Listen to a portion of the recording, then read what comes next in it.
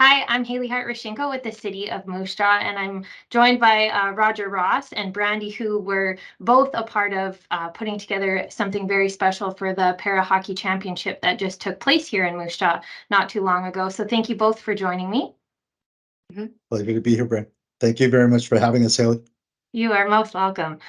So I'm just going to start off by asking you each. So maybe Roger, we'll start with you. How did we come up with the concept? You had two different art pieces that were respectively given to the player of the game and then stakeholders. So where did it all come from? Because they were so beautifully done and there was so much thought and meaning put into them. Well, initially, I had a discussion with Ryan, kind of about what they wanted and what they wanted represented there. And uh, I asked Ryan and the group in Moose Jaw to send me some links to images, to video. And, I was like, I had not seen an actual game. So watching the video, I was like blown away by the speed that these guys move. I mean, I played hockey most of my life, and doing it on two legs and, watching these guys move the way that they did, how physical they were. To me, that movement is what I saw in my head. And, also, knowing that it was in Moose Jaw, knowing that it had never been in Canada before, those types of things were in my head as I was trying to navigate, how we would build this thing. And to me, some of the elements that were critical obviously was having, the skater, and it almost replicates the logo in a lot of ways. And I never really saw that because I hadn't looked at the logo. I only looked at the skater, and I knew that had to be the focus. But when I did look at the logo, what I really liked was the swoosh of the skate blade into the ice that wraps the logo, and that gave it a really nice movement. And I'm really into circular things. I don't like linear, and that was going to be tough because the other element that we talked about was how do we include all the participants, right? Knowing that they came from all over the world. And so for me, I took the motivation from the Treaty 4 flag, and knowing that that was an international arrangement, right? It was an international agreement. So that flag also sets position of where we are, because Moose Jaw is in the heart of Treaty 4. So it just seemed like a natural fit to have all the flags represented there.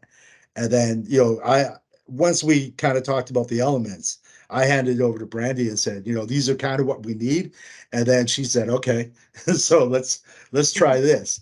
And then the second element was all her. The stakeholders award was all Brandy. I wanted her to have freedom to create it the way she wanted to.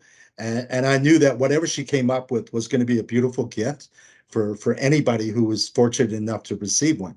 I was one of those people. Thank you very much to be able to receive the set of both of them. Beautiful, presentation by Ryan to us, and I was really grateful for that. But those were kind of my parts to it, and the things that we in our collaboration. Those are the things that I had in mind when Brandy and I discussed it. Wonderful. Brandy, can you talk to me about the piece that you were more heavily involved in, the stakeholder piece? Yeah, it's funny because I know that Roger said he wasn't involved at all in that piece, but I really feel like he guided me throughout the entire process of pretty much everything. Because that is a Thunderbird, and that's something that we had talked about even for doing the second piece, and it's just a very powerful symbol. So as much as Roger would like to say he wasn't, I feel like he really guided me throughout the entire process. And that piece was actually a whole nother painting before it became the Thunderbird, because I had started it. And Roger has a funny way of working with me where um, he gives me, if there's a good way to give criticism, he gives it in the best possible way, because what he does is he'll ask me a question and it makes me think more about the process of what I'm doing. So he had just been asking me some questions, and I think at the beginning I kind of wasn't feeling so good about it. So I just had to sit back for maybe a day and then kind of take a look. And then I realized I wanted them both uh, to represent each other. So I kind of ended up playing off of the first piece that we created, and I just kind of worked off of that, and from there, it kind of ended up working out really smoothly. Yeah, you guys did such a wonderful job. I mean, the amount of compliments and, positive remarks that people had over both pieces was just phenomenal. And me being lucky to be on that side of things, yeah, the so many people asked, even when the tournament first started, who made them? How do I get my hands on one? Asking if they could, even though most of them are limited edition, like the player of the game, only those people who receive them are the ones that have those prints. So it's a pretty elite group that have those. So I think everyone realized how special those truly were. Wow. Yeah. Yeah, it's pretty powerful. Like when I saw them side by side, for the first time, like I had to go to Brandy's to pick them up and then run them up to Moose Jaw, because Emerald did such a great job in the way that they captured them. We needed to add the logos for the tournament and Hockey Canada, like for this thing, to be the first time ever, being held in Canada. Uh, like I'm a big Olympics fan and I have watched the Paralympics. I just hadn't seen the game. So, being, in that space and knowing the time and place and the importance of this event, for me, that was like, wow, like I Brandy was my first choice. I didn't think of anybody else. My daughter's an artist, and I could have easily gotten her to do something, and I know she would have done great. But Brandy and I have collaborated before, and we have a way, as Brandy stated, of communicating and motivating each other and drawing off of each other. And to me, seeing those two side by side, the color coordination of the border, that was put on the flags, and even that the shape of the skate mark in the ice. Brandy did that in her style and created that swoosh in a different look, and it just like pops and it just accentuates that second piece so much. And the whole idea of using a totem in the body of the Thunderbird, in our culture, like in the West Coast cultures that I've been a part of, amongst the Haida, the Coast Salish, and so on, I had learned about the totems and how each one of those totems are connected, and how each one in creation lifts the other up. And that for us, that symbolism in that totem is the epitome of what was going on in those games. Like when I watch these players, when I watch how these teams coordinate, how they play, how they set up, that whole elevation of the game, like the Canada game that we went to watch, Canada dominated that game, but they dominated because of the way they lifted each other up, the way they supported each other.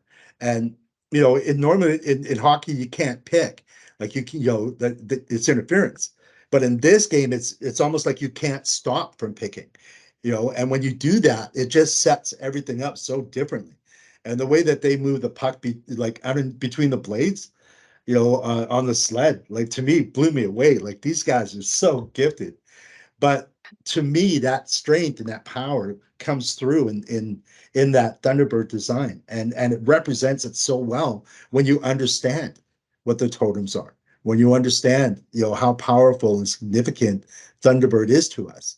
When we hear thunder and see lightning for the first time in the spring, that's when all of our ceremonies happen here in Treaty 4 territory. The big lodge, the sun dance, the rain dance, those happen based on Thunderbird. And when we know Thunderbird is present, that's when we know our prayers will be heard and our prayers will be carried by that Thunderbird and that Thunder being. So, the significance of that is never lost on me whenever I see our artists dig in and dig deep and use that symbolism. For us, it's very, very powerful. So I'm glad that others could appreciate it without even knowing that context, right? They love the artwork and they love the way it looks, but the significance of it, right? And it was so perfect for the para ice hockey championship. It really was. And I didn't direct her to do that. She chose that. And that's the beauty of how she thinks and what's significant to her. She let her heart speak through it. She had another piece in mind, and she had already started it. It was a buffalo, I believe. And even though that buffalo would have been powerful too, the Thunderbird was even more so. And so, you know, when I saw those and I picked them up at Brandy's, it was like, yeah, you did it again, sis. Good job. Thank you. Well, that's wonderful. And you had mentioned it, but I wanted to talk about the fact that you guys were able to come to the tournament and to be able to hand over your player of the game art pieces to each team. And I mean, I told you I was upstairs in the suite level, like screaming my head off for you guys. I was so excited that you had that opportunity. I know you're both very busy individuals who tend to do some traveling too with your occupation. So I was so proud to be able to watch you guys do that. So Brandy, I'll go to you first, and could you just talk about what it was like to be able to do that, to be able to go in front of the crowd, in front of Canada, and be a part of this life-changing moment for some of these individuals who thought that their hockey careers might be over until para hockey kind of came to fruition here. Yeah, I'll be completely honest. It was very overwhelming, but one of the most incredible experiences that I've ever had. The best part of the game for me was actually watching it, because we're big hockey fans. We're a big hockey family, and whenever there's a game on, we always watch it. But I have never seen a Paralympic hockey game before. So my son and my niece were like, we were sitting next to Roger and his wife there, and it was just a really fun time. Like, my boy was just all about it the entire time. He was just getting right in there, screaming Canada, Canada. And then also just to see how aggressive they were as well was absolutely amazing, because I didn't really know what to expect. Like I said, I haven't seen the game, but then the actual walking out onto the ice as well, I just pulled classic me fashion, and I almost slipped as I walked out. And then just the entire time I felt so overwhelmed. I was trying my hardest to smile, but it was crazy. The best part of that for me was meeting the player that I got to give the award to. And then it just kind of felt like after that, everything was really a blur. And then also being able to stand next to Roger too, because like I said, he's my brother now. I know so much of his family, and it was just a really incredible experience. And I feel so privileged to I feel so privileged to have been a part of it. I really do. That's And wonderful. even though I almost fell, like, it was definitely worth it. Every single part of that night was just, I had to fight to get out there too, because I have a lot of prior jobs going on right now that I've been involved with. So they also worked with us to make it happen and have us out there. So I'm also very, like, I appreciate that very much, because I did not want to miss that for the world. And seeing Canada too, that was like, I'm so happy that I got to see a Canadian game. Yeah, it was one of those things that I kept telling people, you have to be there to see it. You have to go watch a game. Just try it once, and I'm sure you'll be hooked for life. So I imagine in our future, if it ever comes back to Canada, I'll be texting you guys asking if you want to go catch the game wherever it Absolutely. is. Absolutely. Sure. It was So funny when we went out, like we were downstairs and we were waiting to go onto the ice, and you know, Brandy's not big on crowds, and I'm not either anymore. So, you know, like, but I mean, I've done it before, obviously, and you know, I was okay. I knew what the routine was going to be, but normally, I always like, for me, it's like ladies first, right? So I thought Brandy was going to go out, and I didn't find out till after that she had almost fallen. And normally I would have caught her, obviously, and I would have made sure she was okay, you know, but she made it out there. She did great. And, you know, you could tell the players were so appreciative of being given those awards. And I'll tell you something that happened when I was on my way to Prince Edward Island. I actually ran into Team Korea. They were on the same plane. No, you did So not. yeah, and I was sitting beside one of the Korean guys, and he's looking at me, and I said, "You think you've seen me before?" And he started laughing, and I said, "Well, you would have been at the hockey game. We presented the awards." And I said, my sister and I helped design the player award. And he was like, no way. And he's shaking my hand. He's telling the buddy across the aisle and the guys in front of them, because I was surrounded by the Korean players. So it was a cool journey, and it was awesome. To be a part of that and to see how excited these guys were. You guys did a great job hosting them, Hayley. Moose Jaw did amazing. They couldn't stop talking about it. And when we met the Hockey Canada guys after the game as well, like that was pretty phenomenal. I didn't realize it was like the elite of the elite that were there. Like usually they send representatives, right? But this was the president of Hockey Canada. And that's a pretty big deal, especially for somebody who's played hockey his whole life. But it was awesome, and they treated us with such high regard, and I'm so grateful for that. And I owe a lot of that to you, Hayley, and in thinking of me and having me reach out to Brandy. Everything just worked the way it was meant to work, and sometimes fate just takes over, and in this case, that's what happened. In my eyes, anyway, because it just kind of kept steamrolling into something else, right? So it was beautiful. It was great to be a part of. It was a great honor, and it's a memory I'll have for a lifetime. Yeah. Well, that's so wonderful, and thank you for that. It was as soon as they had talked about the player of the game piece, and they were unsure of where to go, and I just said, "Hold on, I have the perfect guy, and I know he'll find us the perfect artist. Don't move." And I just ran and called you as soon as I possibly could, because you just were the perfect person for that. And I'm so glad, Brandy, that we got to meet through this experience, because your art is just incredible. It's so impactful. As soon as you see it, you just start to feel something. It's just so hard to explain to people that haven't seen your art, because you're both so talented, so talented. Thank you. Well, thank you. We had a short timeline on this too. That was the other thing.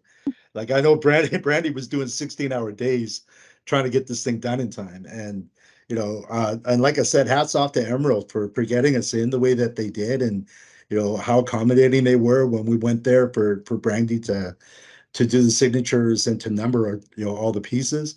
We had almost a meltdown there because we thought we lost a piece. And so we had to go back and retrace it. And Brandy had signed the same number on two of them. So it was just a simple erase and a fix, but we had to track it down. So a lot of tension at that moment. But man, I mean, so accommodating, I was so happy to be working with them. Awesome. Well, I won't chew up any more of your guys' time. Thank you so much for talking with me and for reliving the para hockey art with me. Thank you. It was awesome. It was a great journey. Yeah, it really was a privilege, Hayley. I appreciate it.